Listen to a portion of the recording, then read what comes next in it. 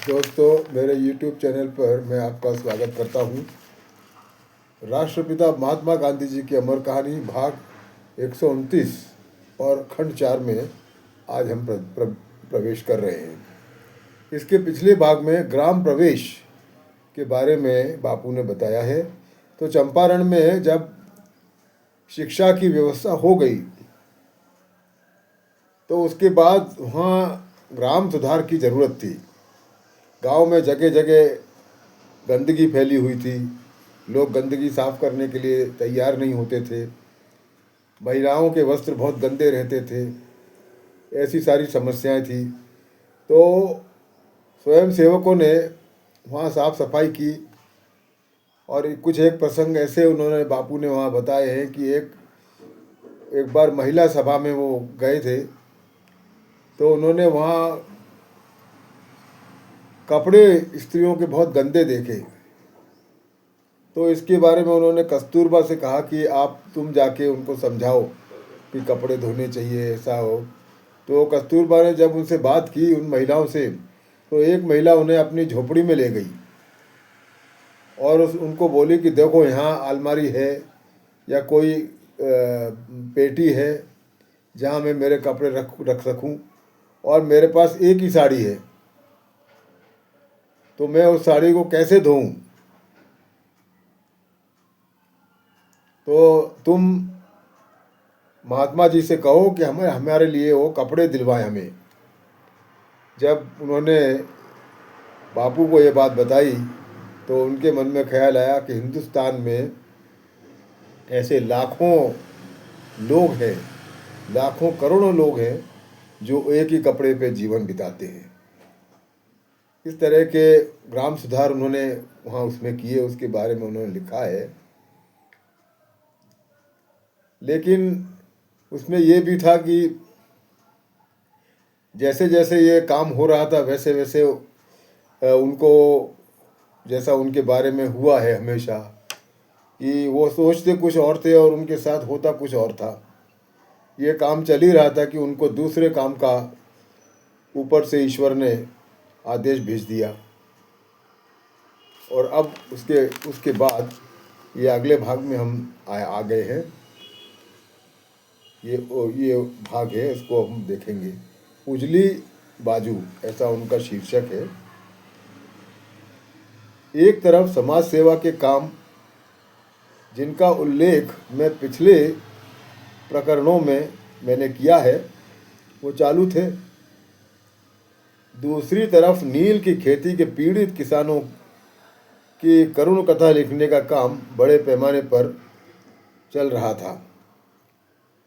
हजारों किसानों की करुण कथाएं लिखी गई। उसका परिणाम तो होना ही था। मेरे रहने के ठिकाने पर जैसे जैसे लोगों की भीड़ बढ़ने लगी वैसे वैसे ही नील के खेत मालिकों का क्रोध भी बढ़ने लगा और जांच पड़ताल के काम रुकवाने के लिए उनके प्रयत्न बढ़ने लगे। एक दिन बिहार सरकार का मुझे पत्र आया जिसका भावार्थ निम्नलिखित था। आपकी जांच पड़ताल बहुत लंबी चली है, ऐसा कहना गलत नहीं होगा। अब आपको यह सब बंद करके बिहार छोड़कर चले जाना चाहिए। पत्र की भाषा आदरयुक्त थी पर भावार्थ स्पष्ट था। मैंने उत्तर लिखा, जांच पड़ताल तो लंबी होनी है और पूरी होने के बाद भी यदि लोगों के दुखों का निवारण नहीं होगा तो तब तक मेरा बिहार छोड़कर जाने का कोई इरादा नहीं है। मेरी जांच पड़ताल रुकवाने का सरकार के पास एक ही रास्ता था, वो ये कि उन्होंने लोगों की शिकायतों और कम से कम इसका सहानुभूतिपूर्वक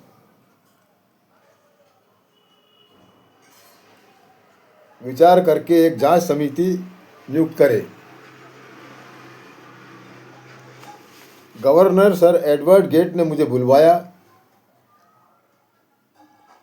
और खुद जांच समिति नियुक्त करने का इरादा मुझे बताया और उस समिति का एक सदस्य बनकर मैं काम करूं, उसके लिए भी उन्होंने मुझे कहा। मैंने सारे नाम पढ़े, समिति के जो सदस्य थे उनके नाम पढ़े और साथियों से चर्चा करके सदस्य होना स्वीकार किया। लेकिन उसमें मैंने एक शर्त रखी कि मुझे मेरे साथियों से सलाह मशवरा करने की अनुमति होनी चाहिए। वैसे ही सरकार ने यह भी ध्यान में रखना चाहिए कि मैं सरकारी समिति का सदस्य बन गया हूँ, इसका मतलब मैं किसानों का हिमायती नहीं रहा हूँ, यह न समझा जाए। और यदि जांच पड़ताल समाप्त होने पर भी यदि मेरा समाधान नहीं हुआ और किसानों को न्याय नहीं मिला तो मैं उनके लिए सत्याग्रह करने का अपना अधिकार प्रयोग करूंगा। सर एडवर्ड गेट ने मेरी सारी शर्तें मान ली। मरहूम सर फ्रैंक स्लाय इस समिति के प्रमुख बनाए गए। समिति ने किसानों की सारी शिकायतें सही मानी और नील के खेत मालिकों को गलत तरीके से वसूल किया हुआ पैसा वापस करने और 3 कठिया कायदा रद्द करने की सिफारिश की।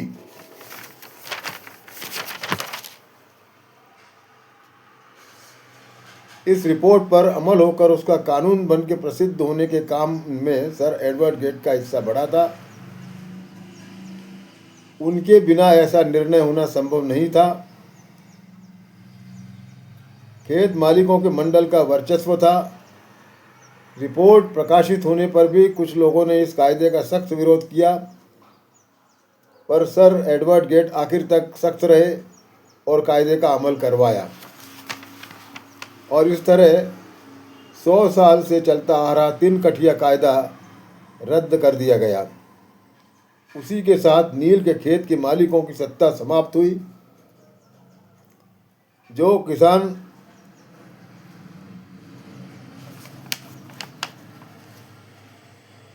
सदा से दबा हुआ था, उसे अपनी शक्ति का एहसास हुआ और नील का दाग जो कभी भी धोकर नहीं जाएगा, ऐसी गलत धारणा का अंत हुआ। मेरी इच्छा थी कि चंपारण में मैं शुरू किया हुआ आधारभूत काम आगे भी चलाऊं और लोगों के साथ और स्कूल खोलूं और गांवों में सुधार करूं। लेकिन मेरे साथ अक्सर ऐसा हुआ है कि मेरे मन की बात ईश्वर ने कभी पूरी होने नहीं दी और मैंने एक योजना बनाई थी, लेकिन ईश्वर ने मुझे दूसरे काम की तरफ खींच लिया। और इस तरह यह अध्याय यहाँ समाप्त होता है। अब ये नील जो 3 कठिया का कायदा है, ये पिछले भागों में हमने बताया है। तो ये कायदा कैसा था कि चंपारण में उस समय नील की खेती, ब्रिटिश सरकार नील की खेती किसानों से करवाती थी और इसके लिए वो जो खेत मालिक होते थे उनका सहारा लेती थी। और ये कानून ऐसा था कि यदि किसी के पास 1 एकड़ ज़मीन है तो उसके 20 भाग हैं, तो उसमें 3 भाग में नील की खेती लगाना अनिवार्य था किसानों के लिए।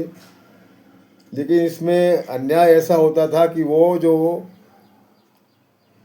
उत्पाद होता था, जो फसल कटती थी, उसको अंग्रेज एक उनके मन का जो रेट था उस पर खरीदते थे, जिससे किसानों को बहुत नुकसान होता था और नील की खेती में और परेशानियां भी, स्वास्थ्य की परेशानियां भी होती थी। तो इसे 3 कठिया कायदा कहा जाता था। तो ये अध्याय यहाँ समाप्त हुआ। अब आगे के अध्याय में हम देखेंगे। आपका बहुत बहुत धन्यवाद।